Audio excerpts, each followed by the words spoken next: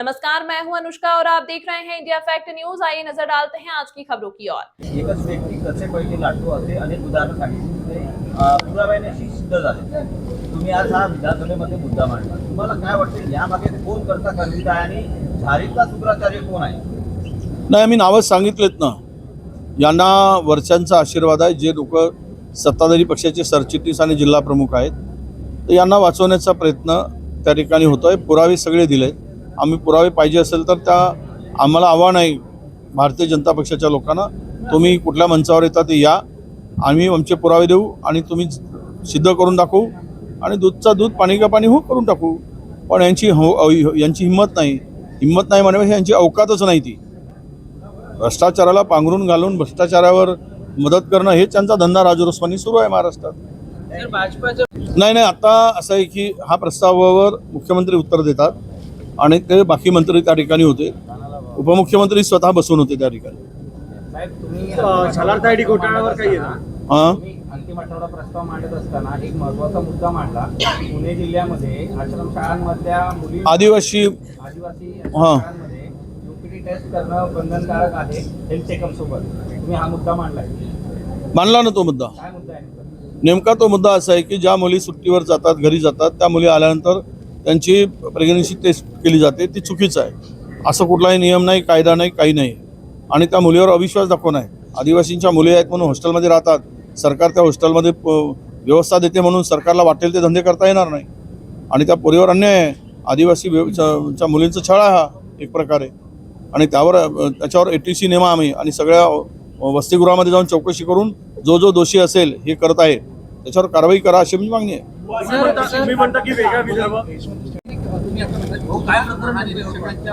निर्णयाच्या विरोधात अपील हे महसूल मंत्र्यांकडे करता येणार अशा पद्धतीचे विधेयक मांडलं गेलंय आणि आताच आपण पाहिलं की पार्थ पवार हे प्रकरण घडलेलं आहे।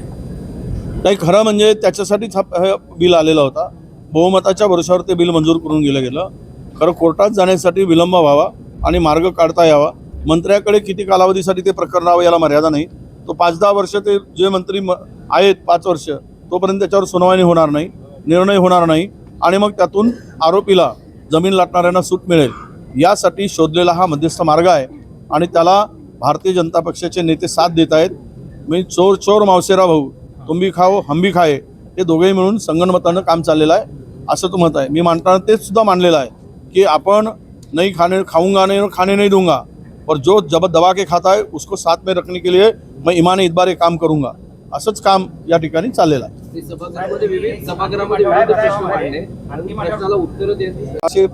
650 शिक्षक उपोषणाला बसले आहेत। नवजात अर्भक घेऊन सुद्धा महिला शिक्षिका सुद्धा तिथे बसलेली आहे। यामध्ये आता SIT नेमली गेली, चौकशी सुरू आहे, पण हे प्रकरण सत्ताधाऱ्यांशीच अधिक संबंधित आहे। त्यामुळे याच्यावर प्रामाणिकपणे चौकशी होईल की नाही माहीत नाही।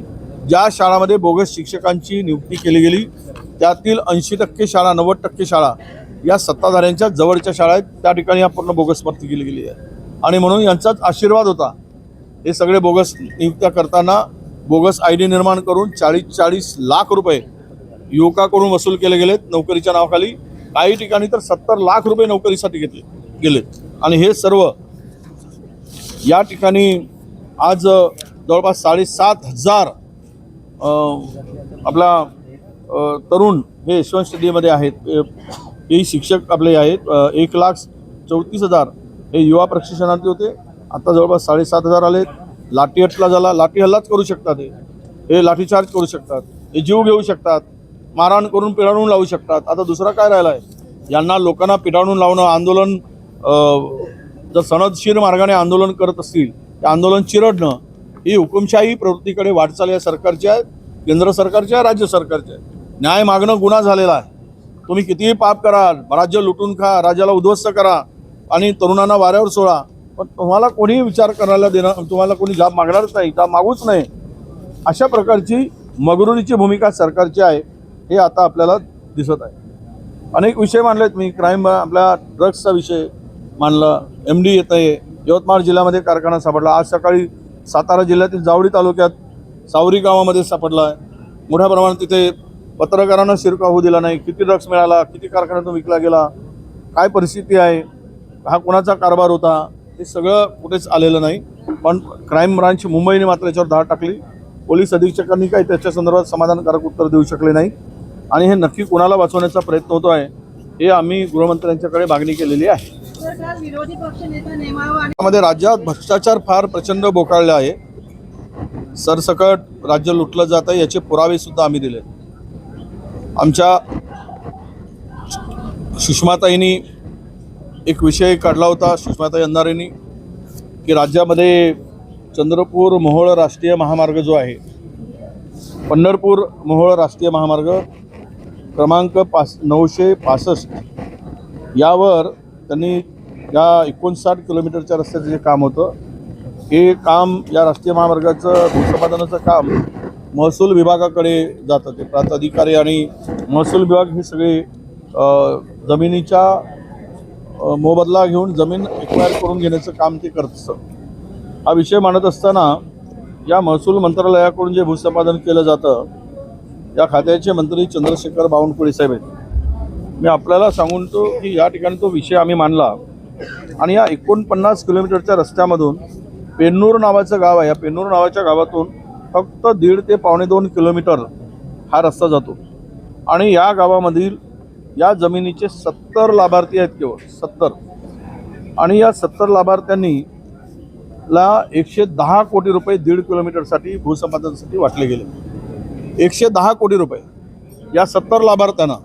म्हणजे आणि याच्या पलीकडे जाऊन जिथं पाईपलाईनच नाही त्या पाईपलाईनचं डॅमेज झाला म्हणून नव्यानं पाईपलाईन टाकायची आहे म्हणून 9,38,00,000 रुपये हे एक्स्ट्रा दिले गेले.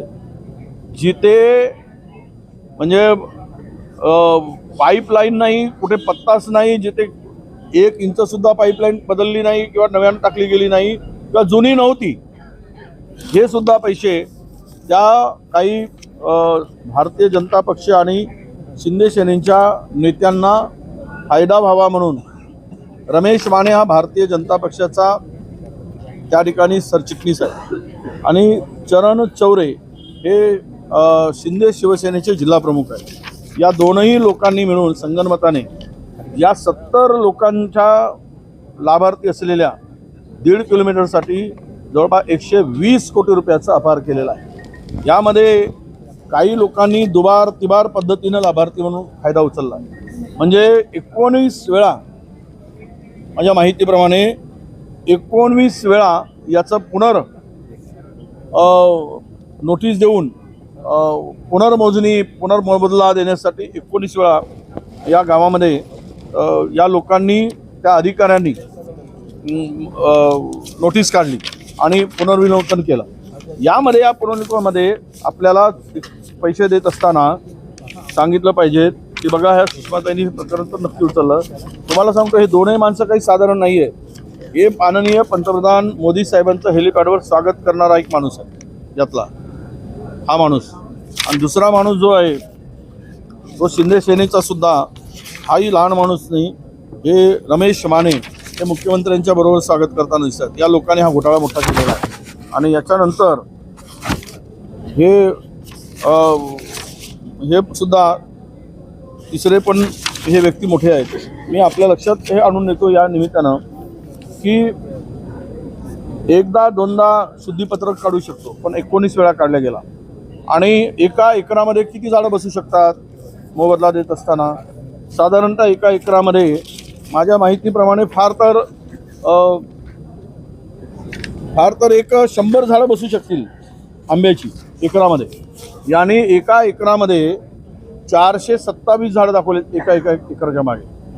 427 झाडं. झाडाचा मोबदला वेगळा दाखवला आणि झाडाच्या मोबदल्याच्या पलीकडे जाऊन जमिनीचा मोबदला वेगळा. विहीर नसेल तर विहीर दाखवली, लहान झाड असेल तर त्याला मोठं दाखवलं आणि ती जागा ॲग्रिकल्चर होती त्याला पुन्हा येणे केल्याचं खोटा आरोप दाखवून पुन्हा नव्यानं पैसे दिले. म्हणजे हे 120 कोटी रुपयातून फार तर जमिनीचा मोबदल्यापोटी फार तर एक 10 कोटी रुपये खर्च झाले असते. परंतु इतकं पाठीशी घालून आपली मंडळी म्हणून सत्ताधाऱ्यांनी भाजपनी आणि शिंदे सेनेच्या दोन्ही पदाधिकाऱ्यांनी हा एक मोठा स्कॅम केला आहे. आणि फक्त 1.5 किलोमीटरसाठी मला वाटते मुंबईतून जरी रस्ता गेला असता तरी 1.5 कोटी रुपये लागले नसते. पण या पेन्नूर नावाच्या छोट्याशा 1,500 लोकसंख्येच्या गावामध्ये त्यांनी एवढा मोठा 1.5 एकरसाठी मोबदला दिला, उचलला. आणि इतकं मोठं प्रकरण आहे की यामध्ये कुठल्या मर्यादाच राहिल्या नाही. कदाचित हे पैसे त्यांना न देता हे पैसे भ्रष्टाचाराचे शेतकऱ्यांना वाटले असते तर शेतकऱ्यांना उपयोगी पडले असते. पण हा चरण चौरे आणि हा माने, सुरेश माने हे दोनही सत्ताधाऱ्यांच्या अत्यंत जवळचे असल्यामुळे हा मोठा स्कॅम यांनी घडवून आणलेला आहे. आपल्याला या संपूर्ण प्रकरणाच्या तळापर्यंत आम्ही गेलो, आज विधानसभेत मांडला आहे. सर्व प्रकारची लढाई लढू आम्ही. ताईसुद्धा, सुषमाताईसुद्धा या प्रकरणाच्या तळापर्यंत जाऊन जोपर्यंत यांच्याकडून वसुली होत नाही, यांच्यावर कारवाई होत नाही, फौजदारी स्वरूपाची कारवाई होणार नाही.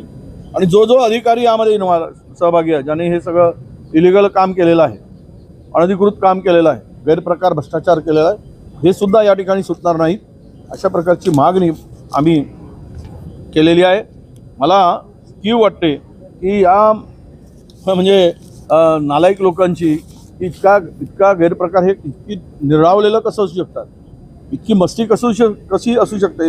या लोकांना भीतीचा लवशेषही नाही. म्हणजे एक वेळा नाही 10 वेळा आणि दुबार तिबार वेळा या मतदार म्हणजे जसं काही मतदार यादीमध्ये जे नावं आलेत ना, दुबार नावं, तिबार नावं, तशी नावं या लाभार्थ्यांची आहे. तीच नावं, त्याच 7-12, त्याच 7-12चे तुकडे आणि डबल नाव, टिबल नाव, चौथ्यांदा नाव, अशा प्रकारे यांनी नावं घालून त्या 7-12मध्ये जवळपास हे शुद्धीपत्रक जे काढलं गेलं, हा 14 वेळा शुद्धीपत्रक काढून पैसे दिले गेले. अरे थोडी तरी लाज असायला पाहिजेत. आपण सार्वजनिक जीवनामध्ये काम करतो आहोत, पण हे महाराष्ट्राची तिजोरी लुटण्याचं काम आणि शेतकऱ्याला वाऱ्यावर सोडण्याचं काम हे या ठिकाणी झालेलं आहे. आम्ही अंतिम आठवड्याच्या प्रस्तावावर मुख्यमंत्र्यांच्याकडे मागणी केली की विदर्भाच्या दृष्टीनं जो 94चा बॅकलॉग इंडिकेटर होता तो आता समाप्त झाला आहे. त्यामुळे बॅकलॉगाची मोजमाप करायची पद्धतच आता संपली. विदर्भ वैधानिक मंडळाला मुदतवाढ देण्यासाठी आग्रही मागणी केली आम्ही. आणि ह्यामध्ये ही पद्धत जी आहे आता पश्चिम विदर्भातला एक बॅकलॉगच्या संदर्भात, सिंचनाच्या संदर्भात, तो भौतिक जरी आपला आर्थिक जरी संपला असेल तरी भौतिक तो बॅकलॉग पूर्ण झालेला नाही. अद्याप 11 वर्षाच्या कामगिरीमध्ये सरकारनं एकही सिंचनाचा प्रकल्प पूर्ण केला नाही. केवळ आमच्या काळात झालेल्या सिंचन प्रकल्पाच्या भरोश्यावर शेतकऱ्याला पाणी मिळतं. ज्या मामा तलावाच्या दुरुस्तीसाठी आम्ही फार घोषणा मोठी केली, पण तिथे कुठेही गाळ काढल्या गेलेलं नाही. शेतकऱ्याला वाऱ्यावर सोडण्याचं काम केलं गेलं. अजूनही मी अनेक गोष्टी आम्ही त्या ठिकाणी मांडल्यात.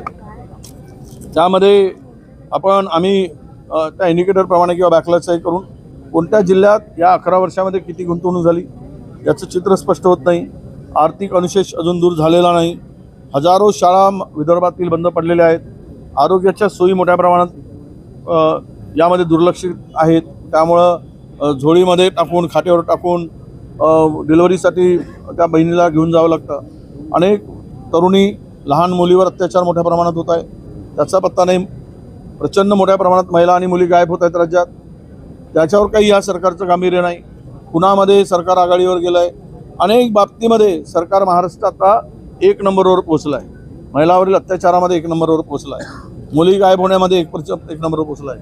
क्राईम रेट वाढण्यामध्ये महाराष्ट्र 1 नंबरवर गेलेला आहे. शेतकरी आत्महत्यामध्ये महाराष्ट्र आता 1 क्रमांकावर गेला आहे. ही सगळी परिस्थिती आम्ही मांडली आणि आम्ही सांगितलं की विदर्भाला जाताना 1,000 रुपये प्रति क्विंटल धानाला बोनस द्यावा. कारण यावर्षी अतिवृष्टीमुळे धान उत्पादक शेतकरी पूर्णतः उद्ध्वस्त झाला आहे. पाखर धान झाल्यामुळे त्याला किंमत नाही उरली नाही. कोणी धान खरेदी करत नाहीत. कारण त्या धान कापणीच्या वेळेसच मोठ्या प्रमाणात अतिवृष्टी आली, गारपीट झाली, अवकाळी पाऊस आला आणि नुकसान झालं.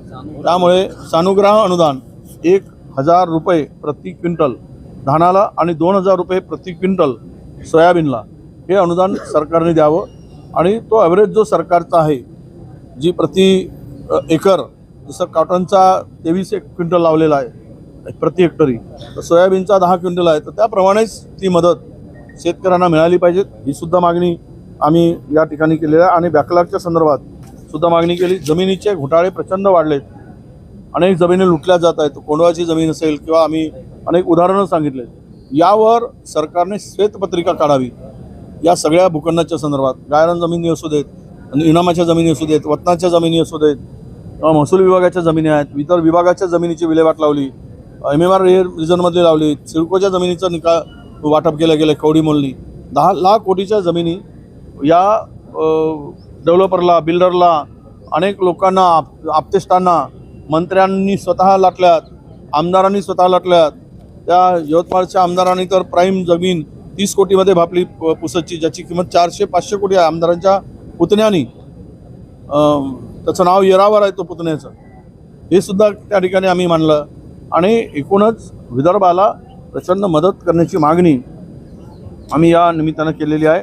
आता सरकार काय देतं हे बघू, नाहीतर विदर्भाच्या नेहमीप्रमाणे तोंडाला पानं पुसून जात असेल तर वेगळा विदर्भ, जी कोणाची भूमिका आहे त्या आहे ही भूमिका बळावेल. जर तुम्ही समतोल विकास केला तर लोक शांत राहतील, आणि तीच भूमिका आम्हाला सरकारकडून पाहिजे आहे.